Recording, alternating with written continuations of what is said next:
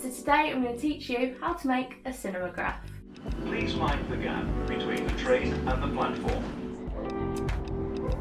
A cinemagraph is a photograph in which a minor and repeated movement occurs. In this case, the train was the thing that was moving, and myself and the handbag, which showed that there should have been movement, were frozen. You don't have to use a train yourself when making your cinemagraph. You can use water or your hair moving in the wind or like a balloon or something like that. Just make sure the thing that you do pick looks good when it's put into a loop. So first things first, you need to film your footage. So to do this, you're going to need a tripod, and you're also going to need a camera that films. This could be a phone or a DSLR. So for this cinemagraph, I set up the tripod, locked off my shot, and I filmed the train going past a couple of times without me stood in front of it. Then I also filmed myself stood in front of it doing a couple of poses. Here's that really awkward footage for you, so you can just see what I did. It really didn't take that long, a couple of minutes, and then we packed up and we were done. Now I'm going to get that footage and drop it into Premiere Pro. So I'm going to select the train footage that I got, and I'm going to try and make sure that the first frame and the last frame are as similar as possible. And I'm going to repeat that and see if it looks like a loop.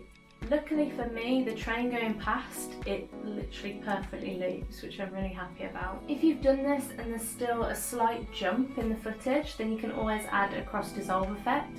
This can be found in the effects tab. Now I'm going to get the separate clip of me posing in front of the train. I'm just going to drag my cursor over the top of the footage, select which pose I think is the best one, and then I'm going to click on the little camera icon.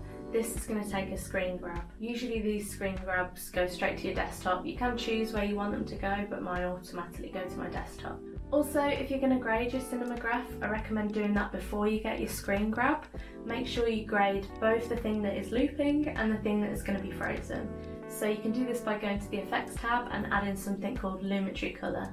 In here you can change the exposure and the contrast, the saturation. You can literally change anything that you need. Now you're going to take that screen grab into Photoshop.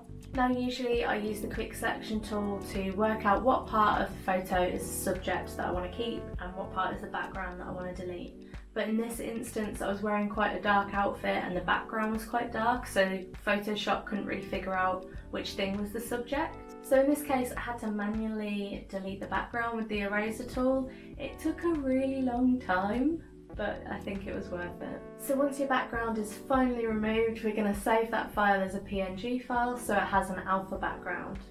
You're then going to drag that PNG file back into Premiere Pro and layer it on top of your video footage. I then added some London Underground ambience to make the clip sound a bit more real. And there you have it, you now have a cinemagraph. Thank you so much for watching. I hope you enjoyed this tutorial. Please give us a like, a comment, a follow and all that stuff, and I'll see you in the next one. Please mind the gap between